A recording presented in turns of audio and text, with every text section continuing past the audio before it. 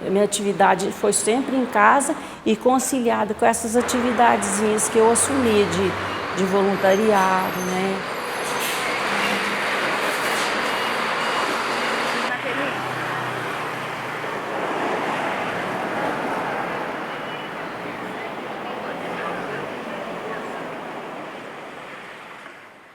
Eu nunca tinha tido contato com óperas, assim, a não ser, às vezes, a gente ouve uma coisinha ou outra pelo rádio, pela TV, mas contato próximo e direto, assim, não tinha tido, não. Aí, quando eu fui e presenciei aquele coral cantando lindo, eu falei, gente, é aqui que eu quero ficar, né?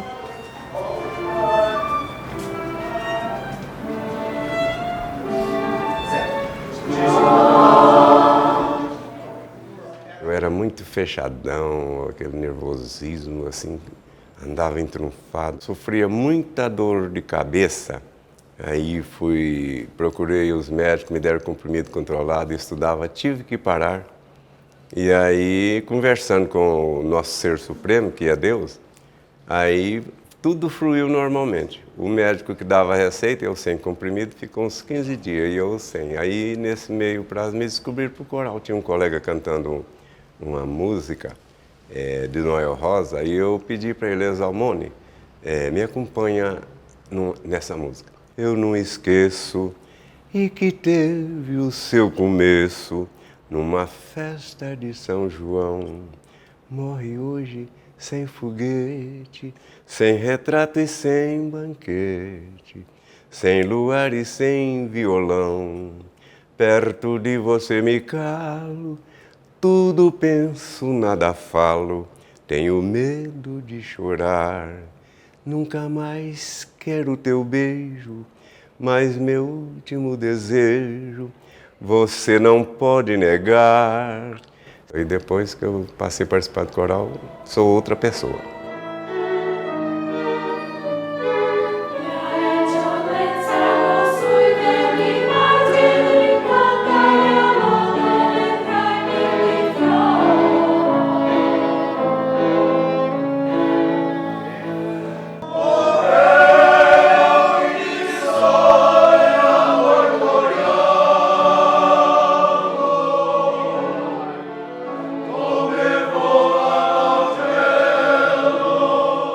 Eu fui regente do coral muitos anos antes do Stort.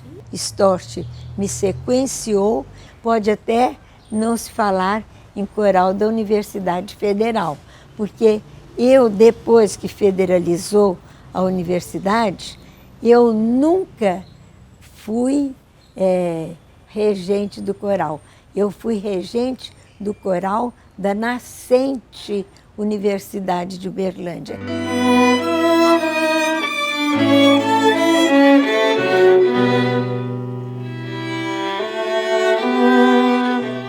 E essa foi a vida dele. Eu lembro conhecendo ele, me mostrava fotos do coral no quarto dele. Um dos grandes amores da vida dele. Porque coro, ser regente, é casamento. E o professor Carlos Alberto Stort era muito entusiasta com esse coral. Ele levava aquele grupo pequeno para se apresentar não só em vários espaços públicos de Uberlândia, como em cidades da região. E o clima era sempre foi muito bom.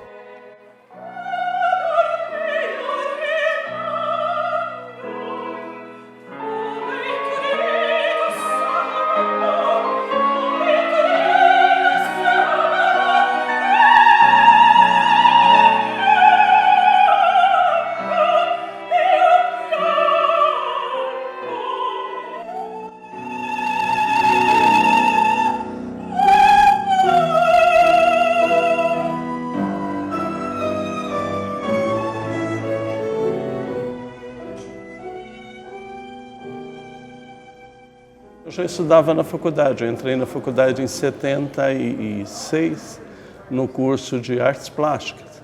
E o curso de música funcionava no mesmo bloco. Até então, o coral só tinha vozes femininas. Por volta de 80, 78, 79 e 80, foi-se montando os grupos masculinos, tenores e baixos. E eu sou dessa primeira leva. Nossa primeira apresentação com coral, já um coro misto, foi em 1980, no Uberlândia Clube, sob a regência do professor Storch.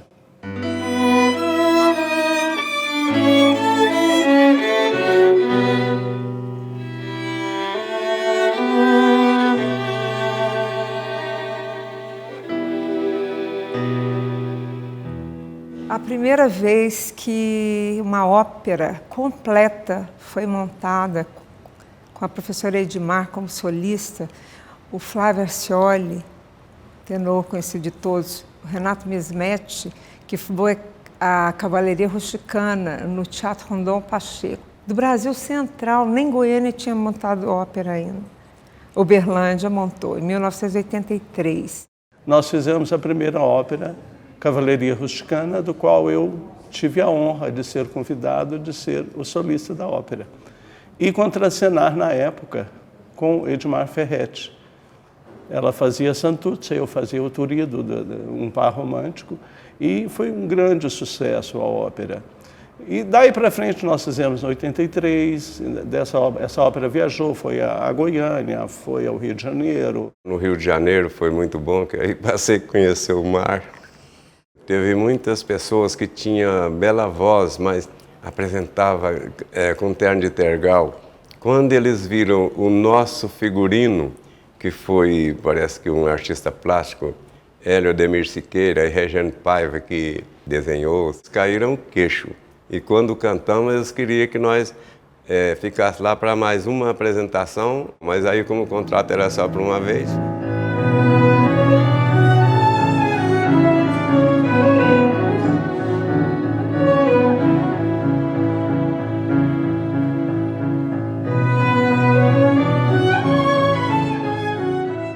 Eu alcancei ainda o finado Storch, que é o fundador do coral. E aí eu tive umas regências com ele e tudo, valeu. Depois ele saiu para fazer titulação e a Edmar Ferretti tomou conta do coral. Em 1981, ele foi aprovado para um mestrado em Rochester, não é? Então resolveram não só iniciar com o concurso de canto para a fundação, implantação da área de canto, mas também ele, deixando a regência, eu fiz os dois concursos para reger. E em 1981, em outubro, eu assumi. De início tinha, quando eu assumi, cerca de 60 vozes, muito bonitas. E eram assim, tão generosas e soava tão lindamente, que eu resolvi em 83 montar a primeira ópera, porque eram artistas plásticos. O Flávio Arcioli é extremamente talentoso, estava, além de cantar, com toda a sua verve de figurinista, de diretor de cena e aderecista. Então, assim, eu tive a honra não só de cantar, como também de ser um dos que fez o cenário.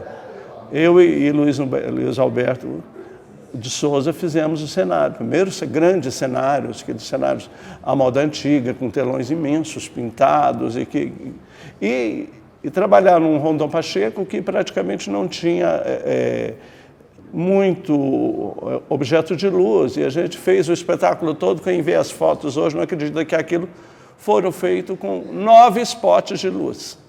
Era o que tinha. E era um elenco de praticamente 70 pessoas em cena. Quando a gente foi ao Rio, nós chegamos lá no Teatro do Sina, o cara falou, não cabe esse pessoal todo aqui. No Teatro do Sina, no Rio, nós fomos participar de um festival de óperas lá. Mas coube, foi um grande sucesso. O pessoal não acreditava que aqui no interior de Minas, lá na ponta de Minas Gerais, fizesse ópera. Fizemos também a ópera em Goiânia, com um grande sucesso, no Teatro Goiânia. E E sempre foi vencendo desafios. É assim, nem sempre a gente teve grandes recursos. Então, assim, eu lembro, esses dias mostrando aqui o figurino da cavalaria para o pessoal, e mostrando até para o Walter mesmo, Walter, as meninas do coral que bordaram todos os aventais. Assim, nós fazíamos cenário, ia lá marcar eu com o Hélio Siqueira, o pessoal todo, na véspera da estreia de Palhate, estavam lá fazendo o sapato do Tônio, pintando. Isso 3 horas da tarde, quem ia entrar em cena às 7. Então, assim, sempre foi nesse espírito e, assim, era muito, muito bom fazer isso, porque tinha uma equipe muito grande.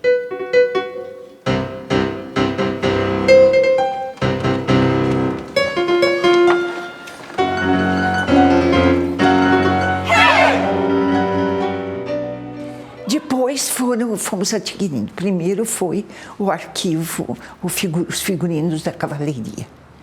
Uma batalha para conseguir. Sempre foi.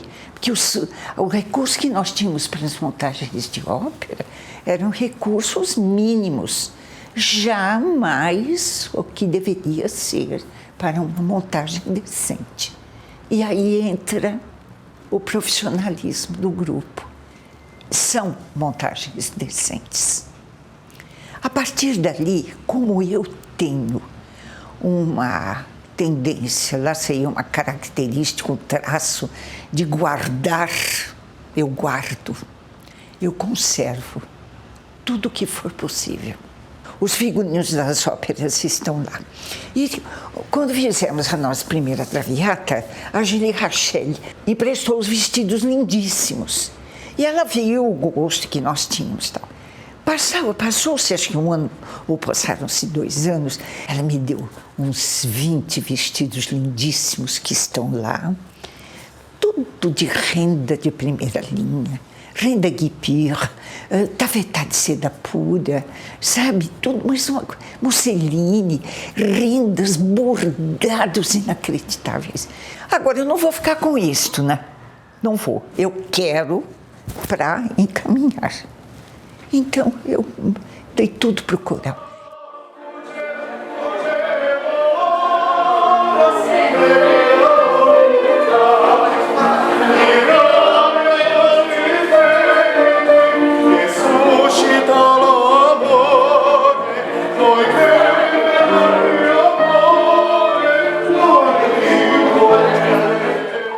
O que é arte? Quem é artista?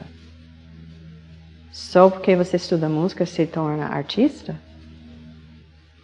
Só porque você estuda flauta transversal você é flautista? Você é músico? Você é artista? Não. Tem certas coisas você não pode, jamais pode ensinar. Eu ensinei na UFMA por 30 anos. Quem é professor, professora, de qualquer, você sabe, tem certas coisas, mesmo assim, vamos falar na arte, você não ensina. Técnicas, sim. Técnicas de regência, técnicas de como entrar, assim, sim. Mas certos elementos, essas sutilezas, que é algo, isso não ensina. São vários dons.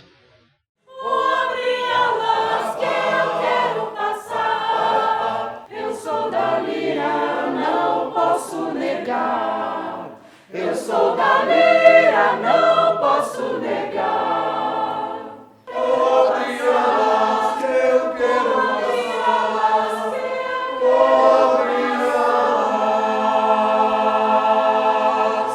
Eu sou da lira, não posso negar. Eu sou da lira, não posso negar. La la ya la ya la ya la ya. As artes, eu creio que representam a alma da universidade. Né? Elas mostram aquilo que a universidade tem de mais nobre, talvez, né? Porque elas têm a ver com a parte sensível de todos nós. Né? O primeiro contato que eu tive com o coral foi na ópera Cavalleria Rusticana. Foi a primeira ópera que foi montada pelo coral. sob a regência da professora Edmar Ferretti. O espetáculo mais emocionante para mim, com o coral da UFO, foi Cavalaria Rusticana, porque foi a primeira vez que eu tive essa sensação assim de participar de uma coisa mesmo grandiosa, que ia fazer a diferença na minha vida dali para frente, né? Da minha e de tantos outros colegas que estávamos ali, né? A gente ainda não tinha noção de tudo que ia ser, que ia acontecer depois, mas você tem aquela certeza de que é algo muito importante que vai te marcar para sempre. Isso é que é o bacana. E eu lembro como se fosse hoje, no início, na abertura da ópera, né, havia uma cortina fechada e eu nunca tinha assistido uma ópera. E havia, na música inicial, um jogo de luz que batia na cortina e aquilo foi me tomando porque eu não sabia o que vinha depois. E quando abre a cortina, vem o coro, um coro enorme, um coro grande, na época um coro portentoso, poderoso, vozes poderosas, que batiam em mim como se fosse, sabe, como se fosse uma forma até de carinho, de me acariciar. E aquela emoção me tomou de tal forma que ali a minha vida mudou, entendeu? Eu fazia um curso de psicologia e aquele dia eu falei, eu não quero mais, eu quero música. E aí foi um transtorno, porque minha família não queria que eu fizesse música e aí eu fui estudar canto escondido e comecei minha faculdade praticamente escondido dos meus pais, né? Pouca gente sabe disso aqui em Uberlândia. E dali a minha vida se transformou em música, né? Para mim, a música transformou minha vida, me deu forças para lutar, né, contra uma série de coisas e ali realmente eu vi naquele trabalho uma força muito grande.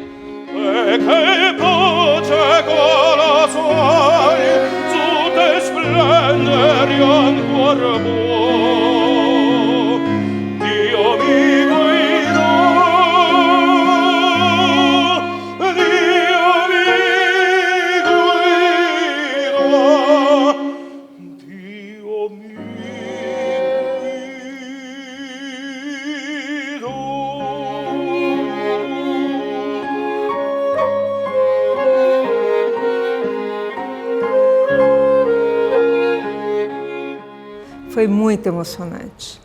Depois, a segunda ópera montada foi Pagliacci, ainda com a professora Edmar Ferretti como solista principal, e Flávia Arcioli, Renato Mismetti e outros tantos solistas. Também foi muito emocionante.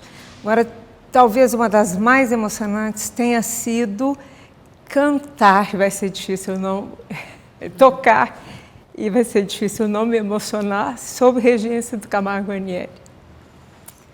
Camargo Guarnieri regeu a missa de Liszt, aqui na Igreja Nossa Senhora das Dores.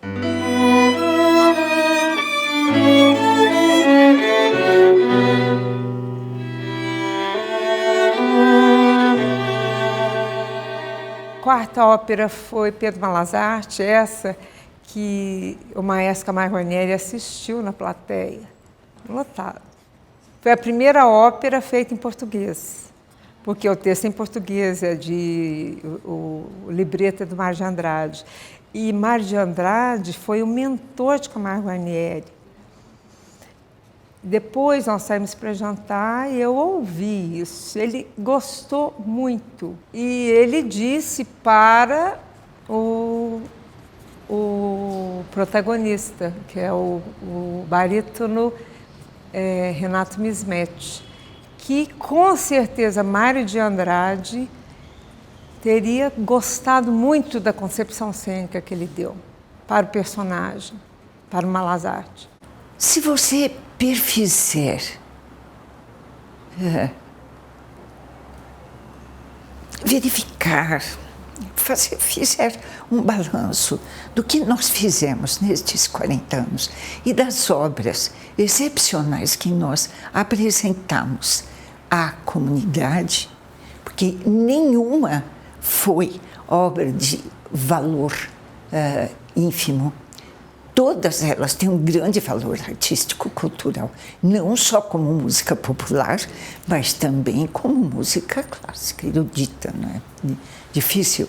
Existe uma constante discussão sobre erudito e clássico, sabe? Eu diria erudito, mas todo mundo acha muito antipático. O clássico, para mim, é um período, você entende? Então fica uma coisa complicada, porque nós fazemos desde Dowland até Camargo Guarnieri, o Menotti, Giancarlo Menotti e outros, Stércio, Marquês Cunha de Goiânia, fizemos duas lindas obras assim, em primeira audição dele.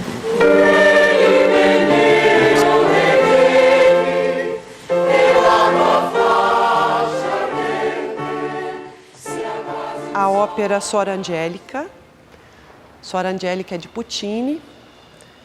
E na época eu já trabalhava com a Edmar, eu ajudava ela a preparar os coros, e é uma ópera que envolve somente as mulheres. E foi a primeira vez que nós cantamos com acompanhamento do computador. Então essa era tecnológica estava, talvez não no mundo, mas aqui para nós, em Uberlândia, era algo assim bastante inédito. Tinha um professor aqui chamado o João Dovic, e o João, ele passou a partitura toda para o computador, então ele orquestrou, e era um desafio imenso fazer o coro cantar dentro do tempo do computador.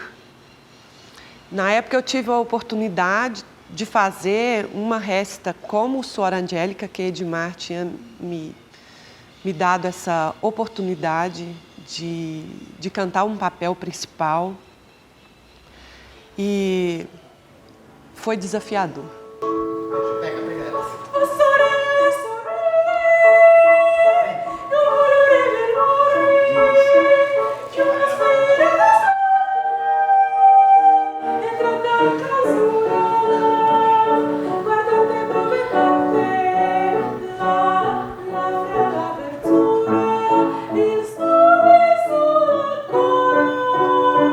Eu saía correndo da aula de piano, minha professora ficava nervosa comigo e eu tinha que ir lá assistir o ensaio. E aí, quando eu comecei a seguir alguns cantores que eram hoje, na época, aliás, era o Flávio Orcioli, a Sandra Zumpana, a Poliana Alves, né, que eles cantavam naquele musical. E eles todos participaram de montagens com o coral da UFO, né? E eu nunca imaginava que um dia eu estaria cantando junto com eles. Então foi uma mudança drástica na minha vida, o canto trouxe, porque eu virei outra pessoa, me transformou como pessoa.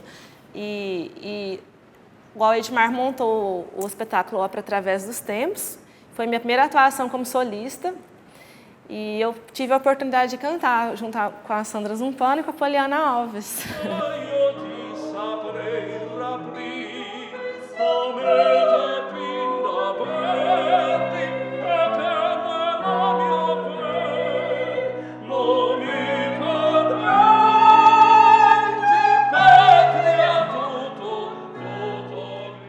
Tudo que se faz com muito primor, com muita seriedade.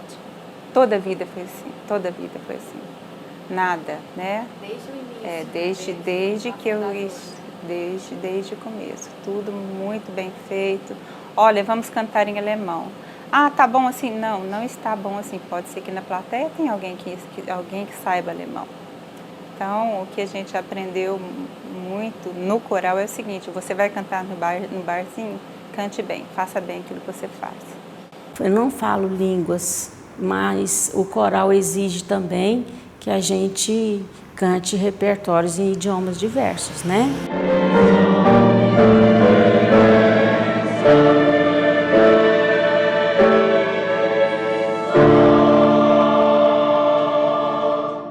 A Edmar, ela tem uma cobrança fantástica. Então esse olhar perfeccionista, esse olhar de não aceitar o erro, é que fez com que pessoas que não tinham conhecimento nenhum em música consigam, né, até hoje, desenvolver peças fantásticas. E pessoas que não falam alemão, pessoas que não falam francês, pessoas que não falam italiano, consigam cantar obras em francês, italiano, alemão, até inglês também.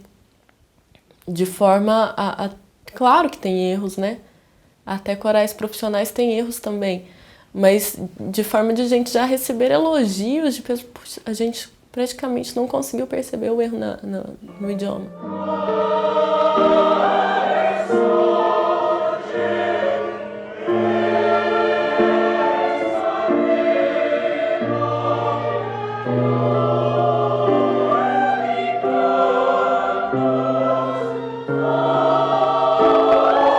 A diferença que eu vi com eles foi a dificuldade, né, da língua. Eles não falam italiano, assim, as pessoas que cantam no coral. Então eles ficam estudando, sabe? A Edmar um dia me pediu para eu falar as palavras para eles repetir, fazer dicção. E eu fiz, e eu vi muito, como que se fala em português, muito entusiasmo em cantar a ópera italiana, isso que eu notei. E também muita alegria, sabe? O problema, sim, nos corais que eu conheci aqui, às vezes faltava aquela alegria lá. Quando a gente ensaiava, por exemplo, a ópera, a gente ficava rindo, se divertindo também. Era trabalho, mas era um trabalho que a gente estava. Isso aqui na Europa um pouco está faltando, né? Mas eu acho que é uma característica do povo brasileiro, essa alegria, essa vontade de se divertir, além de trabalhar, né?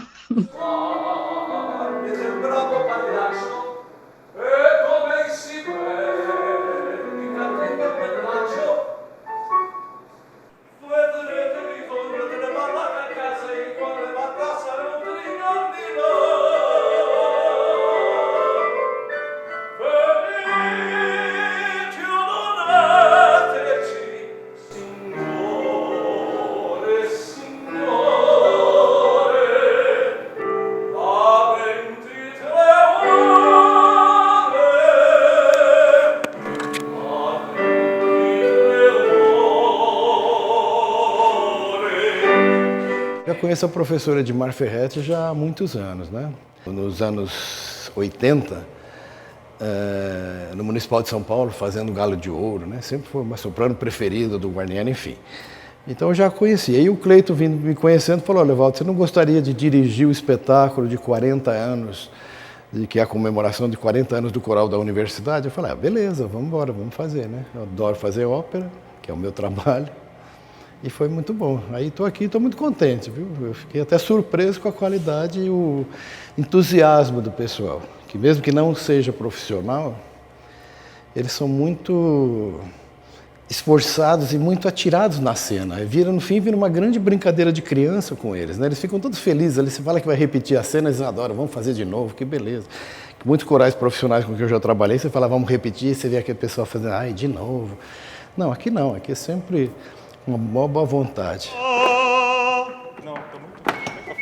Não é tão difícil esse italiano. Andiamo, andemos, vamos. Andiamo, incominciate. Vai começar. Essa é a ideia. Incominciate, atenção. Verregabbani strioni, le nostre anime considerate.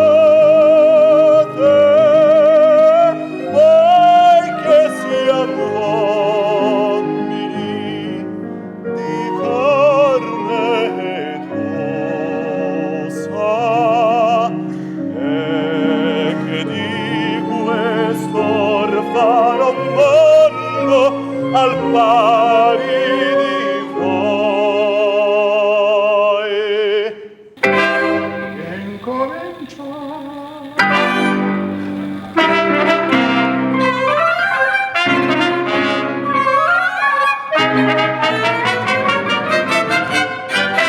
todos os outros países do mundo, a diferença de leigo e profissional, às vezes, não é na formação, é como você atua, né? Então, o profissional é quem ganha para aquilo.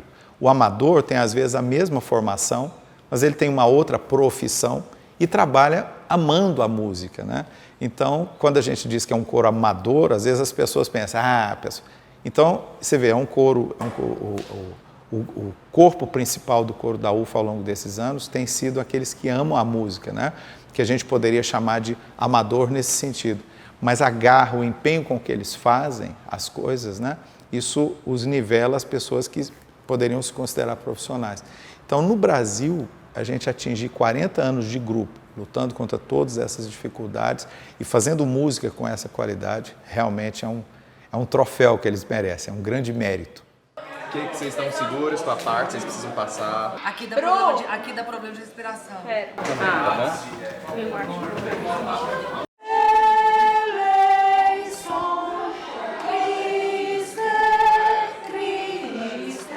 Coral é heróico. Isso é o que faz... Acho que isso é o que realmente faz a gente se desdobrar tanto. Porque eles se desdobram também. São donas de casa, são pessoas que trabalham o dia inteiro, mas está aqui segunda, quarta, sexta, sábado, domingo, dia santo, feriado, invariavelmente, para fazer parte de algo que eles não recebem por isso.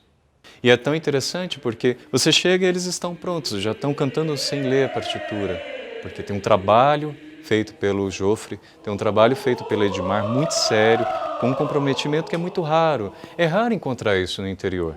Isso que me chama a atenção, que me motiva a estar com eles.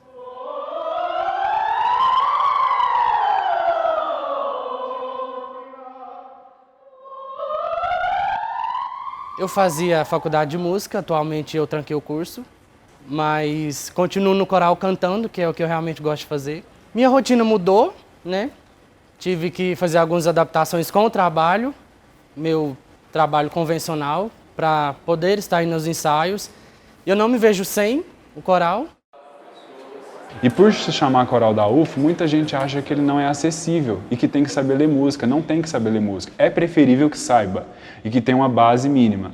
Mas não é imprescindível, porque lá tem os ensaios. Os ensaios renderiam mais se soubesse, mas as pessoas aprendem com o tempo. Então nós temos casos de senhoras que já estão se desenvolvendo muito, assim como adolescentes que entram. No meu caso, eu entrei adolescente, na minha adolescência, não imaginava que eu ia me desenvolver até ao ponto de chegar a assistente de regente. Mas cheguei e foi uma coisa natural, não foi algo que eu almejei. Aconteceu. Então eu sou um exemplo dessa transformação da prática de canto coral. Mas eu não sou o único, ali tem muitos exemplos.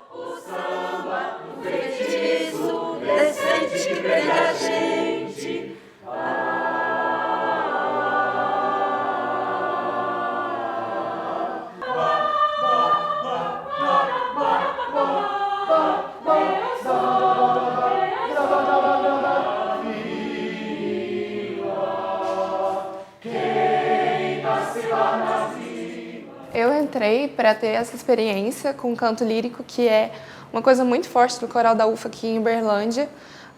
Quase todos os estudantes de canto lírico da UFA passam por essa experiência, porque realmente é o que a gente tem de maior oportunidade aqui na cidade. E assim, eu entrei só para ter essa base vocal e a gente acaba se encantando, se apaixonando, sabe? Tanto que a minha mãe até pergunta, mas o que é que tem nesse coral? Vocês não param de falar nesse coral, vocês não param de ir para esse coral. Todo mundo que é daqui é encantado, sabe? Porque o trabalho da Edmar é maravilhoso. A gente mal acredita que tem a oportunidade de estar trabalhando com ela, porque ela é um nome enorme. Isso aqui é uma oportunidade tanto, principalmente para quem quer seguir carreira no canto, sabe? Tá junto com a Edmar todo dia, tá vendo que ela fala de interpretação, de técnica vocal. É uma coisa incrível. Então a gente se apaixona e não quer sair nunca mais. São muitas horas de trabalho. E eu me lembro que alguém uma vez falou para mim assim: nossa, Sandra, mas você vai cantar no coral? Você está pagando para trabalhar. Mas não, eu não pagava para trabalhar. Estudante não tem dinheiro, né? Quando a gente é estudante, a gente não consegue, não tem nada, é tudo muito difícil. Mas o prazer e o retorno era tão grande que a gente ia, assim.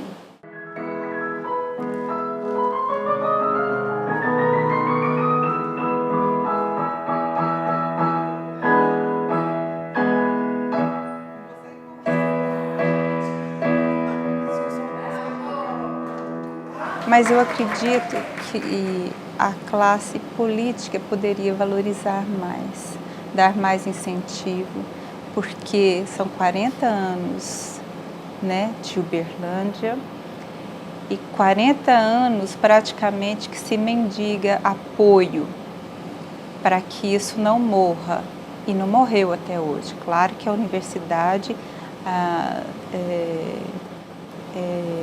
é o apoio, é a base, né? Mas existem caminhos que poderiam melhorar e facilitar para que esse coro viesse a ser um coro profissional. Quem sabe o coro do Teatro Municipal de Uberlândia. Às vezes a gente, a Edmar tenta pedir esses cachês nossos, né? São eventuais, nunca nada assim... vamos dizer assim, é uma coisa que é certa, né, que vai acontecer, não. A gente não consegue isso com tanta facilidade. Não duvide.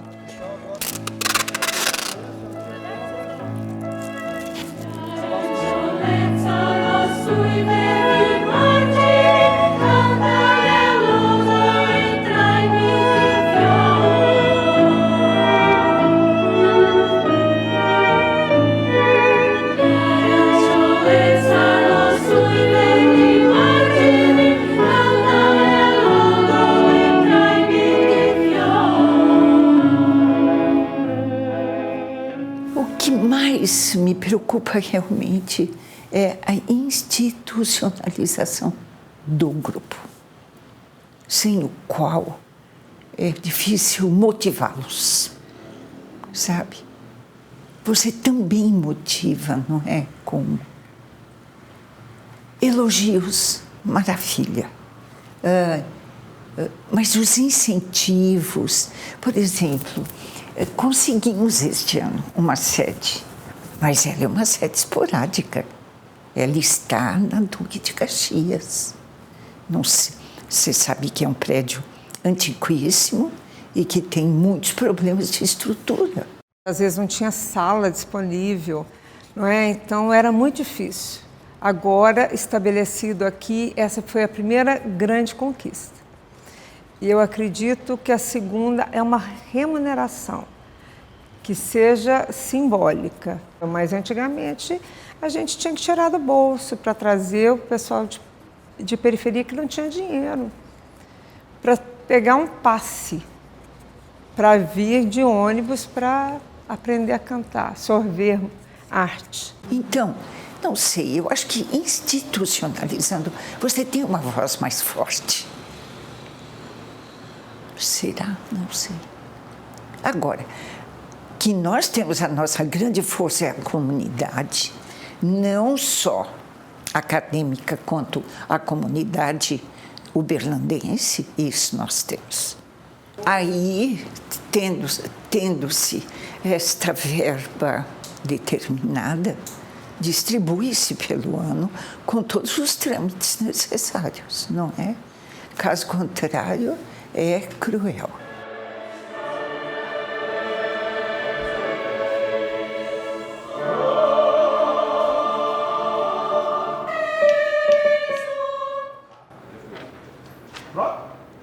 A história do coral, ela está diretamente relacionada à história da universidade. O nosso papel, inclusive enquanto gestores, né, da universidade, é sonhar e permitir que as pessoas sonhem. A gente não pode dizer, não, nós não temos recursos hoje, então nós não vamos ter isso, não vamos ter aquilo, não vamos pensar naquele outro. Pelo contrário, eu acho que a questão da falta de recursos é uma questão contingencial, mas ela não é e não pode ser definitiva. E eu acho que enquanto a gente não tem os recursos, nós podemos sonhar ou planejar aquilo que nós faremos quando nós estivermos. Sabará, Uberlândia, minha bela Horizonte.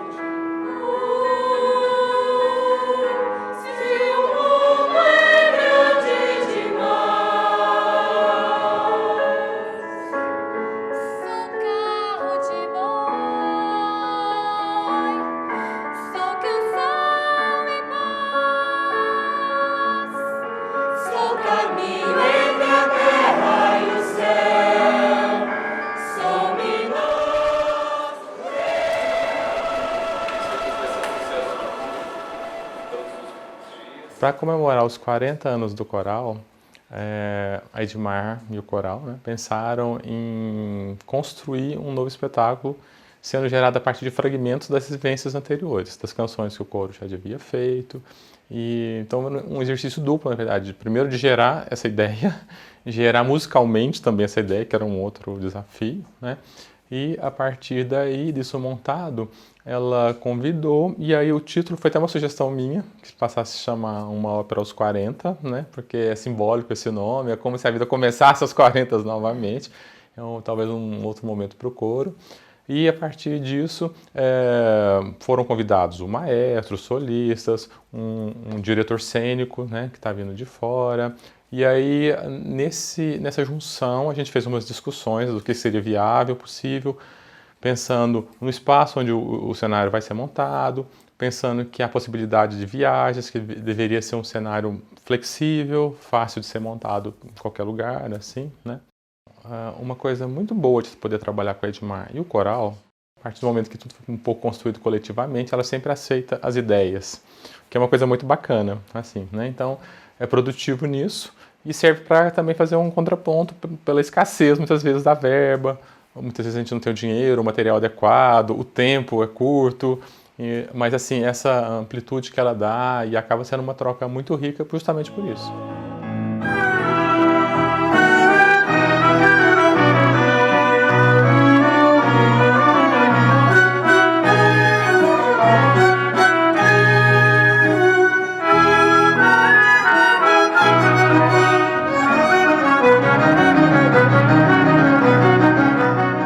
O coral me nutriu profundamente. O coral, ele me tornou uma pessoa diferente, uma pessoa... Ele me empoderou. E isso não tem preço. Eu me considero uma pessoa de sorte por ter tido a oportunidade de ser exposto à prática coral, às óperas, aos espetáculos musicais, às atividades artísticas que circundam o coral. Eu sei quem eu sou, um pouco mais do que eu saberia se eu não tivesse tido contato com o coral. E da equipe, meu muito obrigado por tudo mesmo, e merda pra todos. Merda. Coralistas, coral, se posicionem, instrumentistas, né? Que a pessoa vem, gosta e vai se interessar. Olha, a Traviata, que legal essa música, como é que será a ópera inteira? Então, eu acho que esse é um grande papel de um coro, de divulgar a música, né? A música cultural, e ainda mais eles aqui que estão fazendo o Requiem do Padre José Maurício, que é um músico brasileiro pouco divulgado e pouco conhecido. Então, acho que esse é o grande papel dentro de uma cidade. É um bem imaterial. E tem também os materiais, que vocês viram lá, né, no acervo do coro, que é imenso, o acervo do coro. E é um trabalho que eu sempre vou querer ouvir e sempre que for possível participar e ajudar a que ele sempre esteja dando frutos. Quem trabalha com coro sabe o trabalho, como que é a lida do dia a dia. É uma palavra que eu vou usar, que ela usa muito, Edmar sempre fala assim, que é filigranado. E é filigranado mesmo.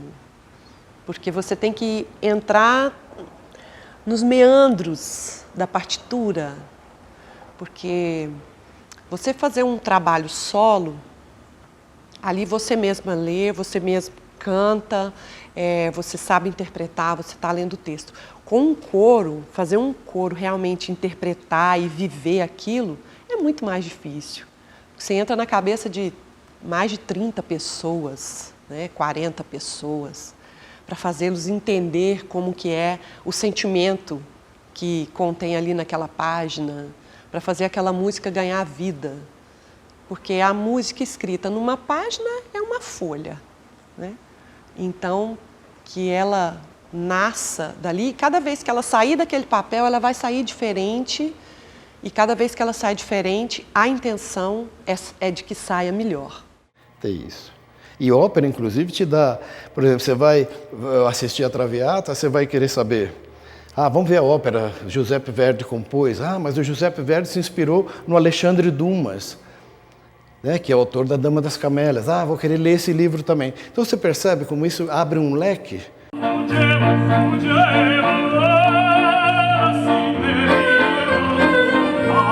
Faço aula de canto desde os 9 anos com a professora Denise Felipe, que é uma grande amiga da nossa maravilhosa Edmar Ferretti. Então, através de gravações, né, eu já tinha contato com a história desse coral, que é muito bonita e muito importante, né, principalmente para o canto lírico do nosso país. E eu pude fazer uma tese, né, de dissertação como conclusão de curso da minha graduação sobre as produções de ópera no nosso estado, e no caso no estado de Goiás, mas a influência de Edmar e do coro da UFO foi tão grande que eu tive que incluir no meu trabalho. Então os estados, né, Goiás, Minas, a gente tem uma herança musical muito forte.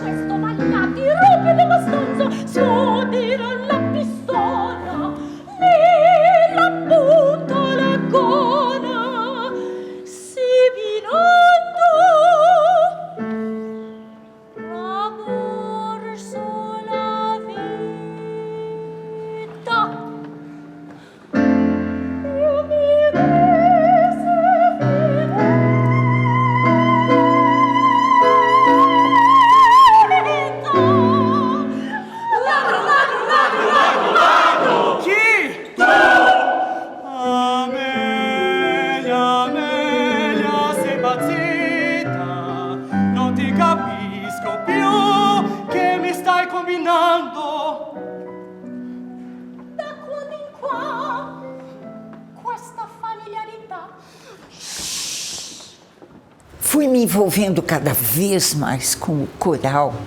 Começaram as óperas, começaram as participações, a comunidade começou cada vez mais a incentivar-nos com a receptividade. Eu fui ficando. Eu não consegui ir embora. Eu não consegui. A Edmar Ferretti, se um dia ela disser assim, não, agora eu vou aposentar de vez, não vou mexer mais com o coro. O que vai ser do coro? Então, é importante que a gente tenha esse carinho e todo esse reconhecimento por esses 40 anos de atividade que a Edmar tem feito com o coro, né? Mas é importante que a gente saiba que se de repente ela disser, olha, cansei, não vou mexer mais com isso, a instituição, o grupo é capaz de se manter enquanto trabalho se aquela pessoa referência sair. Então, isso aconteceu em muitos lugares no Brasil, inclusive recentemente, trocas de regentes de orquestra que já estavam há muito tempo, professores que se aposentam, e o trabalho às vezes cai. Então é importante que a cidade, Uberlândia, reconheça que com 40 anos de existência, o coro da UFO pertence à cidade. Esse coro não é o coro da Edmar, não é o coro da UFO, esse coro pertence à comunidade, que o suporta, né, que o mantém, que oferece toda a ajuda que ele precisa, que vai aos concertos, porque o trabalho não pode parar, né? Existe um pensamento que diz assim, o trabalho é mais importante que o trabalhador. E o trabalhador, às vezes, ele está ligado ali assim, não é só ele o único beneficiado. Então, ele sai, alguém tem que assumir, porque o trabalho, ele realmente tem que continuar.